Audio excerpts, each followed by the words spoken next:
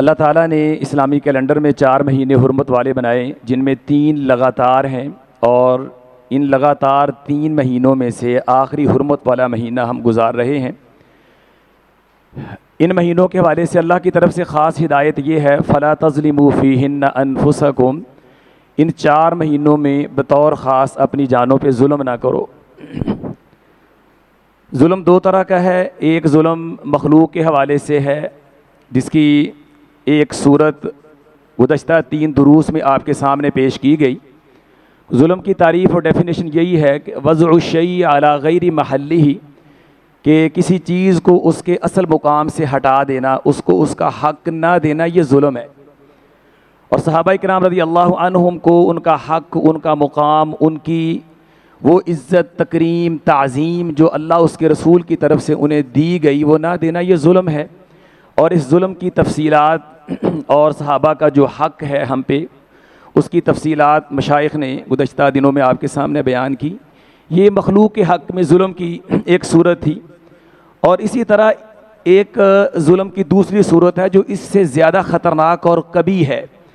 اور وہ ہے خالق کے حق میں ظلم۔ اور وہ بھی اس مہینے کے اندر، جس طرح مخلوق میں سے بہترین لوگوں کے حق میں ظلم کی یہ صورتیں ہمیں اس مہینے میں دیکھنے کو ملتی ہیں۔ حضرات صحابہ کرام رضی اللہ عنہم کی شان میں توہین ہوتی ہے، ان کی تنقیص کی جاتی ہے، تحقیر کی جاتی ہے۔ اسی طرح ظلم کی دوسری بڑی صورت بھی ہمیں اس مہینے میں دیکھنے کو ملتی ہے کہ اللہ کی ذات کی توہین بھی ہوتی ہے، اللہ کی ذات کے ساتھ بھی ظلم کیا جاتا ہے، اور یہ ظلم کی شدید صورت ہے جس پہ ہماری زیادہ توجہ نہیں جاتی ہے۔ اللہ کے ساتھ ظلم کیا ہے کہ اللہ ہمارا خالق مالک ہے، عبادات کی جمیع اقسام اسی کے لائق ہیں۔ عبادت کی کوئی بھی قسم آپ مخلوق کے نام کر دیں گے تو یہ اللہ کے ساتھ ظلم ہے، اکبر الکبائر ہے یہ۔ اور اس مہینے میں آپ دیکھیں گے کہ خاص طور پہ کھانے پینے کے حوالے سے بہت ساری چیزیں ہمارے معاشرے کے اندر رائج ہیں، اور یہ مخلوق کے نام پہ کی جاتی ہیں۔ طرح طرح کے کھانے پکائے جاتے ہیں، یا پھر مشروبات کی سبیلیں لگائی جاتی ہیں، اور ان میں زیادہ تر یہ ہوتا ہے کہ یہ سیدنا حسین رضی اللہ عنہم کے نام کی سبیل ہے، اور جب آپ نے اس کو مخلوق میں سے کسی کے نام کر دیا ہے تو وہ وما اہل بہ لغیر اللہ کی کیٹیگری میں آ گیا ہے۔ جس کو آپ نے غیر اللہ کے نام پہ مشہور کر دیا ہے تو وہ چیز حلال سے نکل جائے گی، اس کی قباحت آ جائے گی، وہ سنگین ہو جائے گی، خطرناک ہو جاتی ہے۔ اور میں نے بہت سارے لوگوں کو دیکھا کہ ماشاءاللہ وہ بڑے لطف اندوز ہوتے ہیں، اور سبیلوں سے پانی پیا جا رہا ہے، پیاسیں بجھائی جا رہی ہیں، اور انواع و اقسام کے کھانے سمیٹے جا رہے ہیں، چنے جا رہے ہیں۔ تو اس حوالے سے ہمیں ذرا حساس ہونا ہے، ٹھیک ہے، کہ نیاز، نظر یہ اللہ کا حق ہے، ٹھیک ہے۔ مخلوق میں سے کسی کی نیاز نہیں دی جا سکتی، کسی کے نام کی نظر نہیں مانی جا سکتی۔ اگر کوئی مانتا ہے، کسی کے نام کی نیاز دیتا ہے، تو وہ اللہ کے ساتھ ظلم کر رہا ہے، عبادات میں شرک کا مرتکب ہو رہا ہے، ٹھیک ہے۔ وما اہل بہ لغیر اللہ کی قسم کے اندر وہ داخل ہو رہا ہے، اور ایسی چیزوں کو لینا، دینا، بانٹنا اور ان سے فائدہ اٹھانا یہ درست نہیں ہے۔ بہت سارے بھائی یہ بھی کہتے ہیں جی وہ ہمارے گھر میں کوئی دے گیا تھا تو اب وہ دینے آیا تھا تو بس ہم کیا کرتے پھر لے لیا ہے۔ رواداری کے اندر ہم ایسی چیزیں قبول کرتے ہیں۔ بھائی کیوں قبول کرتے ہو؟ آپ کو اللہ تعالیٰ کی عزت کا مقام کا لحاظ نہیں؟ اللہ کہتے ہیں وما قدر اللہ حق قدر، انہوں نے جس طرح اللہ کی قدر کا حق تھا اللہ کی قدر نہیں کی، ٹھیک ہے۔ اللہ کی ذات کی توہین ہوتی ہے، اللہ کے ساتھ ظلم کا معاملہ ہوتا ہے، اور آپ کو کیسے گوارا ہوتا ہے؟ تو اصل یہ ہے کہ غیر اللہ کے نام پہ دی گئی کوئی بھی چیز، مشروب کی صورت میں ہے، کھانے کی صورت میں ہے، کسی بھی صورت کے اندر ہے، آپ کی توحید کی اور ایمان کی غیرت کا تقاضا یہ آپ اس کو قبول ہی نہ کریں، ٹھیک ہے۔ اگر واقعتاً آپ کا ایمان ہے تو اصل ایمان یہی ہوتا ہے، ان یکون اللہ ورسولہ احب الیہ مما سواہما، اللہ اس کا رسول کائنات کی ہر چیز سے بڑھ کے محبوب ہو جائیں، ٹھیک ہے۔ جب اللہ اس کے رسول نے ایسی چیزوں سے منع کر دیا ہے تو پھر ہمیں ضرور ان چیزوں سے رک جانا چاہیے۔ تو اس لیے جو اس طرح کی سبیلیں یا کھانے وغیرہ مخلوق کے نام پہ بانٹے، ان کے نام پہ تقسیم کیے جاتے ہیں، ان کو بانٹنا، ان کو لینا دینا، استعمال کرنا، فائدہ اٹھانا، یہ قطعاً درست نہیں ہے، اور یہ ظلم کی ایک صورت ہے۔ اور پھر اسی طرح دیکھیں ویسے بھی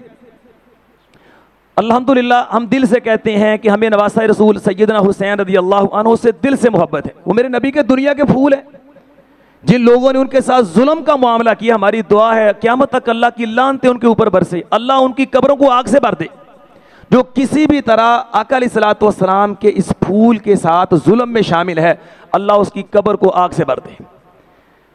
اب آپ کا کوئی محبوب ہے اور اس کے ساتھ کچھ ظلم و ستم کا معاملہ ہوا ہے نا، اور آپ نے دیکھا ہے یا پڑھا ہے، جب بھی وہ منظر آپ کی آنکھوں میں گھومے گا نا، آپ ایک دفعہ کانپ اٹھیں گے اور آپ چاہیں گے کہ اس محبت کو نبھاتے ہوئے آپ بھی وہ چیزیں ترک کر دیں، اپنے آپ کو اس ماحول کے قریب کر لیں۔ ٹھیک ہے، آپ کے کسی یعنی کہ نا محبوب پہ اس کو بند کر دیا گیا، کھانا اس کا روک دیا گیا، اس کو مارا پیٹا گیا، یہ حالات و واقعہ جب آپ کے ذہن سے گزریں گے آپ ہل جائیں گے۔ آپ یعنی کہ نا مزے سے طرح طرح کے کھانے نہیں کھائیں گے، آپ طرح طرح کے مشروب نہیں پئیں گے، اس کی محبت کے اندر آپ چیزیں چھوڑ دیں گے۔ صحیح بخاری کے اندر آتا ہے رسول اللہ صلی اللہ علیہ وآلہ وسلم نے مہاجرانہ اخوت جو قائم کروائی تھی، حضرت عبد الرحمن بن عوف رضی اللہ عنہ سیدنا مصعب بن عمیر رضی اللہ عنہ کے بھائی تھے۔ اب حضرت عبد الرحمن بن عوف بڑے یعنی کہ بڑے عمراء میں شامل ہوتے تھے جن کو اللہ نے بڑا نوازا تھا۔ روزہ رکھا ہوا افطاری کا وقت ہے اور کئی طرح کے کھانے ان کے سامنے آئے نا، تو انہیں اپنے بھائی مصعب یاد آ گئے اور ان کی آنکھوں سے آنسو آ گئے۔ کہا اللہ نے ہماری دنیا ہمارے اوپر وسیع کر دی، ہمارے پاس طرح طرح کے کھانے ہیں، اور مجھے یاد ہے کہ میرا بھائی مصعب جو ہم سے کہیں بہتر تھا، وہ اللہ کے راستے میں شہید اور قربان ہو گیا اور اس کو پورا کفن بھی نہیں ملا۔ ہم اس کی ٹانگیں چھپاتے تھے، سر ننگا ہو جاتا تھا، سر پہ کپڑا کرتے تھے، پاؤں ڈھانپنے کے لیے ہمارے پاس کپڑا نہیں تھا، اور وہ رونے لگ گئے اور کھانا ترک کر دیا۔ یہ ہے اصل محبت۔ اگر ہمیں سیدنا حسین رضی اللہ عنہ سے واقعتاً محبت ہے اور ہم مانتے الحمدللہ ہے، ان پہ تو کھانے بند کر دیے گئے، ان کا تو پانی روک دیا گیا، تو جو محب ہوتا ہے وہ محبوب کے نقش قدم پہ چلتا ہے، اس جیسی ادائیں اپناتا ہے، یہ سچی محبت ہے۔ نہ کہ آپ کے محبوب تو مصیبتوں میں رہے، ان کا پانی بند ہوا، ان کے لیے کھانے کی چیزیں نہیں تھی، اور آپ ماشاءاللہ کھانے کھا بھی رہے ہیں، مشروبات سے محظوظ بھی ہو رہے ہیں اور کھانے تقسیم بھی کیے جا رہے ہیں۔ تو آپ ذرا غور کیجیے، یہ تضاد نہیں ہے؟ آپ اس کو محبت کہیں گے؟ یہ کہاں کی محبت ہے؟ حضرات معذرت کے ساتھ یہ کوئی محبت نہیں ہے، یہ بالکل محبوب کی خلاف ورزی ہے، یہ ایک طرح کا نعوذ باللہ ان کے ساتھ عداوت کا ماحول ہے۔ اس کو کوئی بھی سنجیدہ آدمی، سمجھدار آدمی محبت سے تعبیر نہیں کر سکتے۔ تو یہ صرف یعنی آپ کے سامنے ایک بات شیئر کی ہے، یعنی کہ نہ غور و فکر کے لیے، آپ بھی غور و فکر کریں گے تو اس بات کا آپس میں کوئی جوڑ نہیں بنتا۔ اور دوسرا ہے کہ شریعت نے ہمیں یہاں روزے رکھنے کی تلقین کی ہے۔ محرم کی صرف ایک ہی فضیلت میرے رسول صلی اللہ علیہ وآلہ وسلم سے ثابت ہے، اور وہ کیا ہے کہ نفلی روزے رکھے جائیں۔ اس کو شہر اللہ قرار دیا گیا ہے کہ رمضان کے بعد اگر کسی مہینے کے روزے افضل ہیں وہ محرم کے مہینے میں ہیں، اور رسول اللہ صلی اللہ علیہ وآلہ وسلم نے اس کو شہر اللہ کہا ہے، اور ہم دانستہ طور پہ اللہ کے رسول کی مخالفت کے مرتکب ہو رہے ہیں۔ ہمیں تو چاہیے ہم روزوں کو پروموٹ کریں، روزوں کی ترغیب دیں، روزوں کا ماحول بنائیں، اور ہم نادانستہ طور پہ غیروں کے ہاتھوں ٹریپ ہو کر کے ہم روزے کی مخالفت پہ چل پڑے ہیں، سبیلیں لگا کر کے، کھانوں کی ترغیب دے کر کے، کھانے تقسیم کر کے، اور اس طرح کی چیزوں کو عام کر کے ہم کس طرف جا رہے ہیں؟ کیا یہ اللہ کے رسول صلی اللہ علیہ وسلم کی مخالفت کا راستہ نہیں؟ شاید کسی نے روزہ رکھنا ہو یا روزے کا ماحول بن سکتا ہو، جب انواع و اقسام کے آپ کے کھانے مفت میں اس کو ملیں تو وہ روزے سے دور ہو جائے۔ تو یہ ایک یعنی کہ بڑا غلط ماحول ہمارے معاشرے کے اندر رائج ہو گیا ہے۔ اللہ کے رسول صلی اللہ علیہ وسلم کی تعلیمات ہمیں کیا درس دیتی ہیں، آپ کا اسوہ کیا ہے اور ہمارا طرز عمل کیا ہے، یہ بالکل آپس کے اندر متضاد ہے، الٹ ہے۔ اس پہ ہمیں غور و فکر کی ضرورت ہے۔ تو کوشش کریں اس مہینے میں کثرت سے روزے رکھیں، ٹھیک ہے؟ اور پھر روزوں کے اندر بھی اللہ جتنی توفیق دے روزے رکھیں، اور خاص طور پہ 9-10 محرم کا روزہ، عاشورہ کا روزہ، جس کے بارے میں رسول اللہ صلی اللہ علیہ وآلہ وسلم نے فرمایا ہے کہ وَصِيَامُ يَوْمِ عَاشُورَا أَحْتَسِبُ عَلَى اللَّهِ أَن يُكَفِّرَ السَّنَةَ الَّتِي قَبْلَهَا۔ عاشورہ کے روزے کے بارے میں مجھے اللہ سے امید ہے کہ اللہ اس کی وجہ سے گزشتہ 1 سال کے گناہوں کو معاف کر دیں گے، ٹھیک ہے؟ تو رسول اللہ صلی اللہ علیہ وآلہ وسلم نے مکہ کے اندر بھی اس روزے کا اہتمام کیا ہے، اور اس وقت یہ روزہ فرض تھا رمضان سے پہلے۔ جب رمضان کے روزے فرض ہوئے تو اس روزے کو اختیاری بنا دیا گیا، جو چاہے رکھے جو چاہے نہ رکھے، البتہ اس کی فضیلت برقرار ہے۔ اور مدینہ شریف میں آ کر کے رسول اللہ صلی اللہ علیہ وآلہ وسلم کو اس روزے کی ایک اور وجہ معلوم ہوئی، اور وہ یہ تھا کہ یہود بھی اس دن کا روزہ رکھتے تھے، اور آپ نے پوچھا تو پتہ چلا کہ اس دن اللہ تعالیٰ نے موسیٰ علیہ السلام اور بنی اسرائیل کو فرعون کے ظلم و ستم سے نجات دلائی تھی، اور شکرانے کے طور پہ موسیٰ علیہ السلام اور بنی اسرائیل نے روزہ رکھا۔ تو آپ نے فرمایا انا احق بموسیٰ منکم، حضرت موسیٰ علیہ السلام کے زیادہ حقدار تو ہم ہیں۔ تو پھر آپ نے عاشوراء کا روزہ رکھا، اور وفات سے 1 سال قبل آپ نے اس خواہش کا اظہار کیا تھا لئن عشت الی قابل لاصومن التاسع،